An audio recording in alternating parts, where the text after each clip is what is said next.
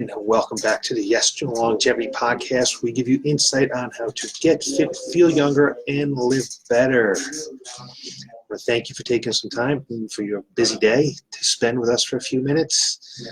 Got a very interesting topic, especially for this time of the year. Maybe you should have done this maybe a few weeks ago. I don't know, but we're going to talk about hangovers. What causes them, why we get them, and what maybe you can do to prevent them or to treat them. Before we get into that, I just wanted to go through a little bit of housekeeping. First, our holiday hours. We are open on Christmas Eve until noon. We have a special metabolic workout going on at 8 a.m. Everyone is welcome to come. It'll last about an hour. Friends and family certainly welcome to come. We've got that. And then we close Christmas Day. We are open on the 26th. It will be an abbreviated schedule, but we will run some sessions in the morning and the evening. We want to make sure everybody get their workouts in because they will have missed a day or so of workouts. Let's see. Next thing, we're still finishing up our food drive for the food bank. Probably going to bring that stuff down to the town hall on Friday. So if you got anything, bring it on in. We'd love to get it down to the people who are in need. We also have our Jingle All the Way competition this Saturday at 7 a.m. So I give you a reminder that if you are participating, you want to get here and be ready to go at 7 a.m. So the doors will be open 6:30 for you to come in and warm up, get loosened up, get ready for the competition. It will last about an hour and a half. We will be running our normally scheduled Get Strong class at 8:30. But this will take place of our Get Lean class at 7:30. So it should be a lot of fun. We haven't run a competition like this in a couple of years because of weather and circumstances like that. So we got a big crew coming in. We've got 8 teams. Should be a whole lot of fun. So that's what's going on. And I believe that's it for our housekeeping. We can talk about our New Year's schedule next week. So that's where we have it. So talk about hangovers. And we probably could talk about this a little bit earlier in the holiday season, but had some other things to talk about, and I thought let's get this in before the New Year's because I don't know how many people will be watching on Christmas Eve or on New Year's Eve. So let's get this out of the way. So we're going to talk about alcohol. You either love it or you hate it. It's depending on what the circumstances are, right? You love it when it warms you up, when it makes you feel good, it washes away all your worries. But a few drinks too many, and you wake up the next morning with a pounding headache, right? And maybe a little bit nauseous, a little tired, under the weather. You might even mutter under your breath something like, "I'm never going to drink again." Yes, this is a hangover. Many of us have experienced this undesirable period of life. Getting out of bed, hating life, feeling terrible, feeling horrible. Just, holding it out until we get back to normal and contribute to a normal member of society. Not everybody's experienced, but I know I have. It's not desirable. So what we're going to talk about is how do hangovers happen, okay? Well, we know they happen because of alcohol and its effect on the brains. However, we don't really know how they happen. Not exactly. But we do have some clues. So we don't know exactly what causes internally in the body to cause that hangover. So there's 3 main types of alcohol. There's isopropyl, there's methyl, and there's ethyl. Only ethyl alcohol or ethanol is sustainable for human consumption. The other ones are not good for you. But even ethanol is toxic, and it produces substantial oxidative stress, and it provokes an inflammatory response that damages and deregulates the neurons of the body. Furthermore, the body will metabolize ethanol to acid. I practice this all day long, Michelle. And I got it get it wrong right off there. Acetaldehyde. There we go. Which is even more toxic than ethanol. Eventually, your body metabolizes acetaldehyde to acetate. That's a tongue twister, huh? Acetaldehyde. Well, it metabolizes it to acetate, which is less harmful, but it still may contribute to hangovers. So while acetaldehyde is very toxic, it tends to circulate in the bloodstream in small amounts relative to ethanol and acetate. And how it is metabolized by the brain is unclear. One study didn't find any noticeable differences in peak acetaldehyde levels between people with severe and mild hangovers. Now, that would suggest that acetaldehyde may not play a major role in hangovers. However, low circulation doesn't guarantee a low effect since acetaldehyde accumulates easily in your cells. Whew. I don't think I have to say that many more times in this podcast, acetaldehyde. So anyway, acetate seems to affect hangovers. In one study, acetate given to rats produced headache symptoms. It's conceivable that since acetate increases adenosine levels in tissues, it can keep the central nervous system depressed long after ethanol has left the body. Data are few, however, we're not sure of this relevance, how relevant this is to hangovers. May affect it, may not. So ethanol, acetaldehyde,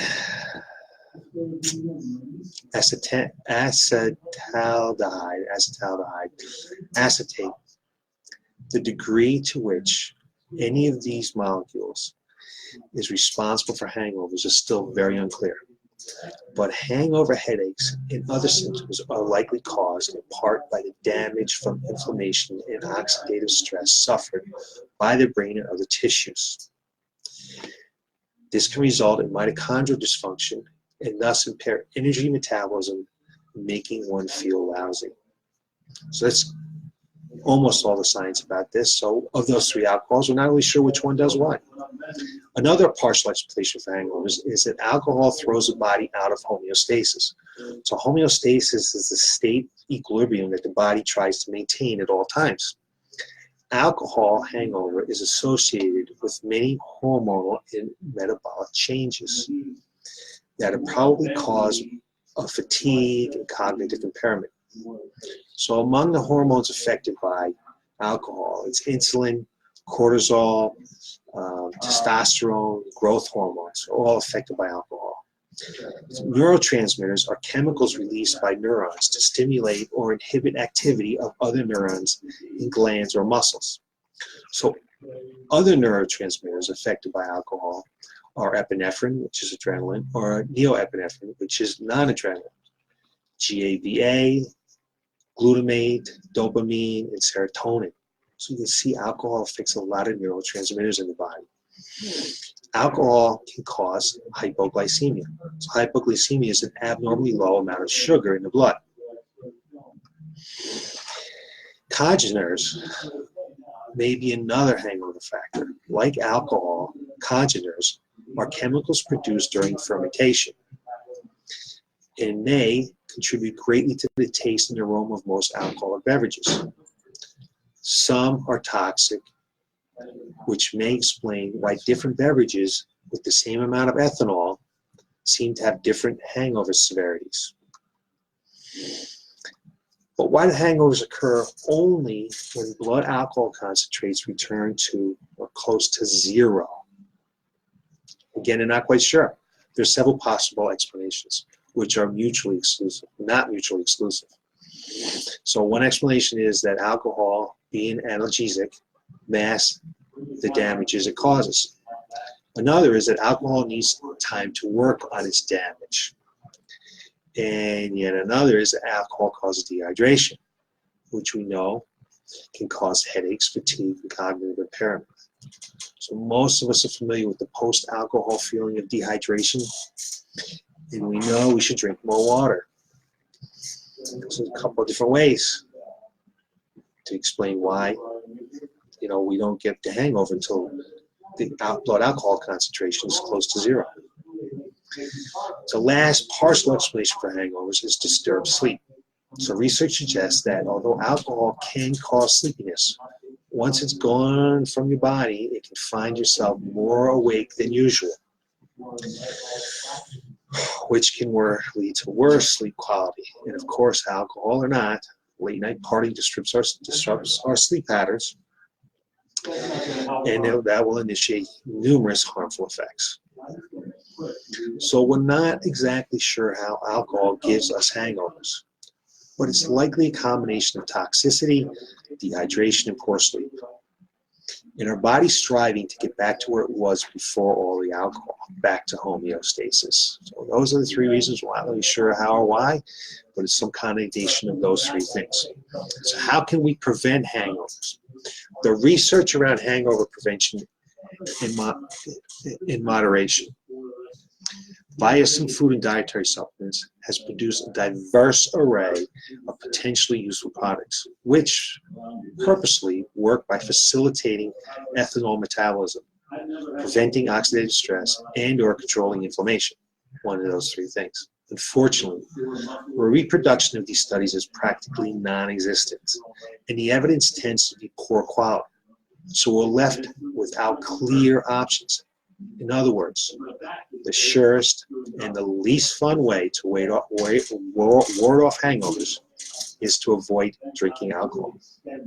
Or, if you do so in moderation.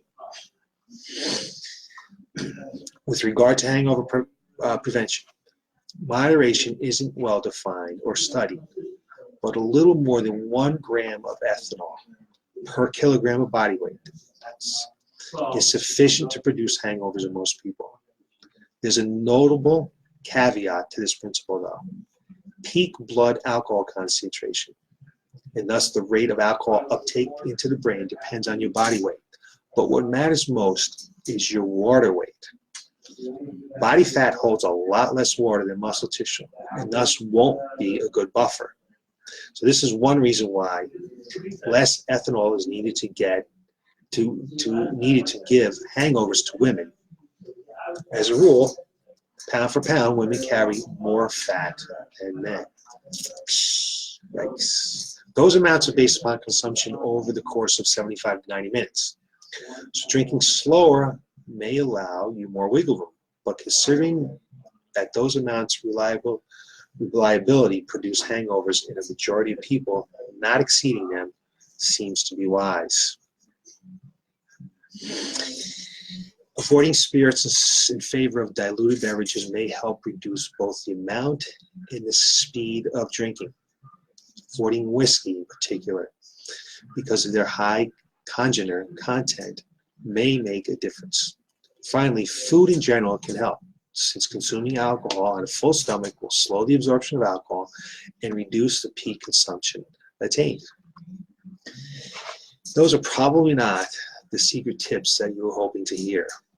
But in reality, unfortunately, other than drinking less and slower, preferably on a full stomach, there are no proven ways to prevent hangovers. So, what can you take to prevent hangovers? No food or supplements are proven to help hangovers. You cannot put too much trust in the studies that haven't been replicated. Yet the internet is full of supposed prophylactics. Some of them use implausible, others use plausible, but lack strong evidence. Analyzing the limited research we do, there's only 6 hangover prophylactics that are backed by well-designed human studies, and none of them are backed by more than 1. So it's a little iffy here. So those items are red ginseng, Siberian ginseng, Japanese raisin tree, the prickly pear, which is a cactus, Korean pear, and a mix of pear, ginger grape, and ashibata.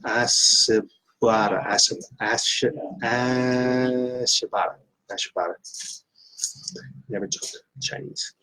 Other prophylactics only have at best some biological plausibility. So those are the 6 things that may help prevent hangovers. The research is slim on all of that. So how can you alleviate a hangover? You're not going to like to hear this either, because the sole way to prevent a hangover is to drink only in moderation. This can reduce the severity of upcoming hangovers by paying attention to hydration. You can reduce the severity of upcoming hangovers by paying attention to your hydration and your sleep. During a typical night of alcohol-driven decadence, you could get far less sleep than normally you would, and even forget to drink water. Dehydration comes with its own hangover-like symptoms. So while staying hydrated throughout the night will not necessarily save you from a hangover the next day, it might lessen the pain. Similarly, the symptoms of sleep deprivation combine with those of alcohol use. So make sure to get enough quality sleep. If you fail to go to bed at a reasonable hour, then you should at least spend most of the next day resting. What can you take to alleviate hangovers? Get enough water, get enough sleep. What else can you take? Like, what about coffee? Doesn't that help fight hangovers? Well, not necessarily. Coffee won't actually help your hangover fade away any faster, but the mental alertness that it gives you, and it's that stimulant, can temporarily offset the brain fog and the lethargy,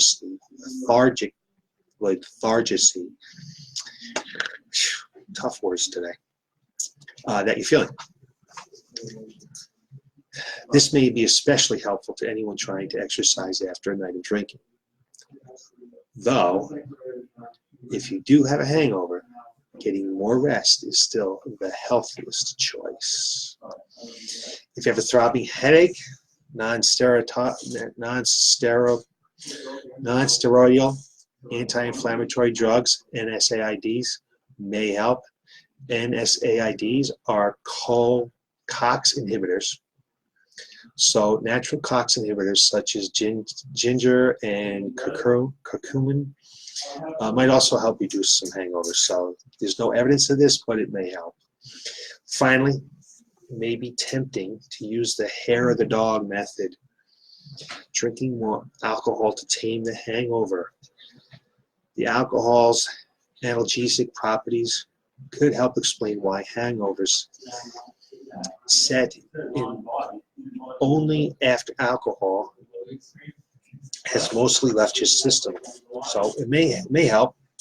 It might just put it off a little bit. But not those same properties accentuate the existing hangover. So apparently they do, and to some extent at some price. Survey drinkers report that alcohol does provide some relief after hangovers, but it will likely prolong them too.